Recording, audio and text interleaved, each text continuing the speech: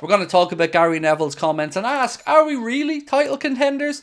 I've seen somebody in the chat there already moaning, saying, well, look, we lost to Forest. Yes, but you're not going to win every game in the Premier League season, are you? So we'll talk about it all tonight and we'll see how everybody's feeling. For what it's worth, I think we probably are getting a little bit ahead of ourselves, thinking of ourselves as title contenders. But why not? We're supposed to dream, aren't we? Charlie simply just wants us to drug test Gary Neville. He's on some dodgy stuff.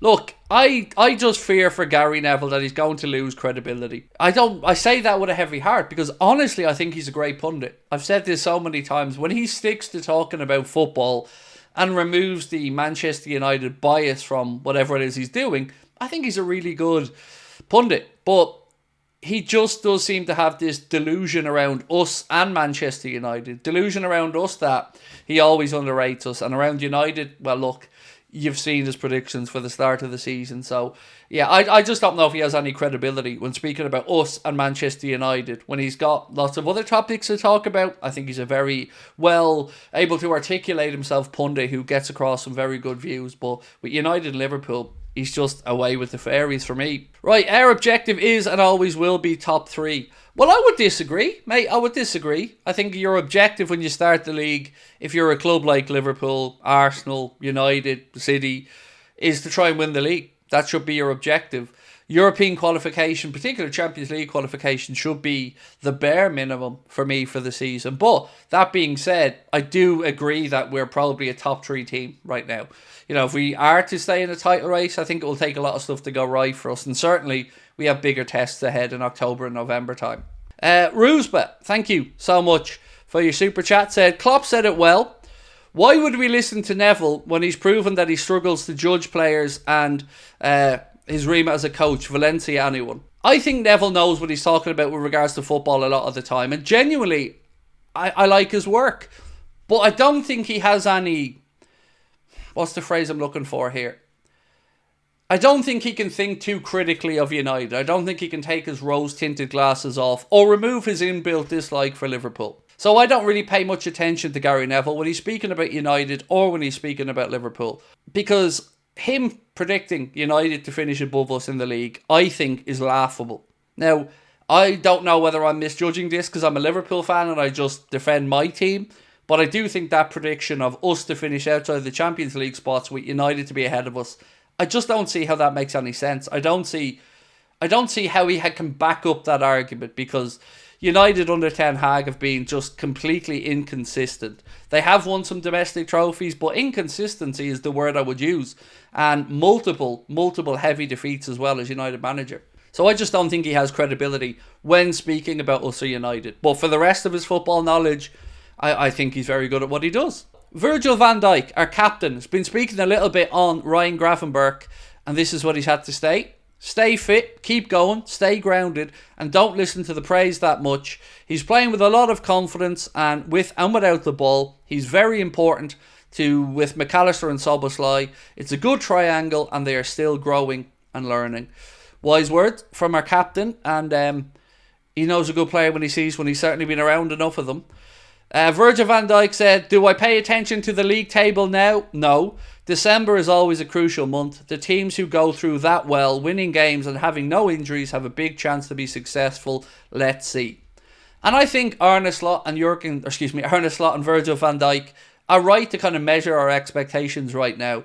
Look, we have had a relatively easy start to the league. Let's be honest about that. It hasn't been the most difficult run of fixtures. But you still got to beat what's in front of you. And that Forest game aside, we've been near perfect this season. So right now, I think Liverpool fans should be optimistic, cautious, of course. You know, we don't want to think we're going to walk away with the league or anything. But, you know, don't feel negative about life. You know, Arne Slot's come in and started very, very well. Now, speaking about Gary Neville, he was speaking about Liverpool and their chances as title winners. And this is what he had to say in his own podcast. They're going to have a good season, it looks like, and maybe get Champions League football. Maybe, Gary? Maybe get Champions League football.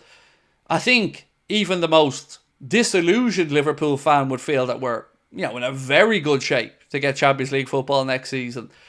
Going on, he said, I didn't feel like I was watching title winners against Wolves, being honest with you. They're well below Arsenal and City, but I don't think that's shocking anybody. I would respectfully disagree with Gary Neville saying we're well below Arsenal and City.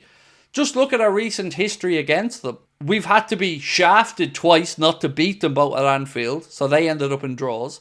You're looking at defensively this season, we've got the best defence in the Premier League so far. I know Arsenal have a great defence, and I'm not trying to say that they don't, but let's work off the numbers from the games played so far. And I think we're up there at the top, if not very close to being the highest scoring team as well. So I don't understand where he sees this mythical huge gap between us and Arsenal or us and City. I don't understand it. I think he's deluding himself because he doesn't want us to be at least on the same level as those two. I think if you're going to talk about Arsenal as title contenders, you have to include Liverpool in that conversation. That's just the way I look at it anyway. Imagine Klopp pulls a Mourinho or Conte, would be incredible. Yeah, look, I'm working very hard not to get ahead of myself because we've had a good start to the season and my brain keeps saying, Craig, it could be 7 for 7 now. Or sorry, 6 for 6 in the Premier League. Should probably be 6 for 6. That Forest game still isn't sitting well with me. But again, I've liked the response. You know, it's been nothing but victory since then, and long may that continue. But I also think it's fair to say that the bigger tests are definitely to come. For instance, let me go through some of the upcoming games. Over the next 2 months, we have Chelsea.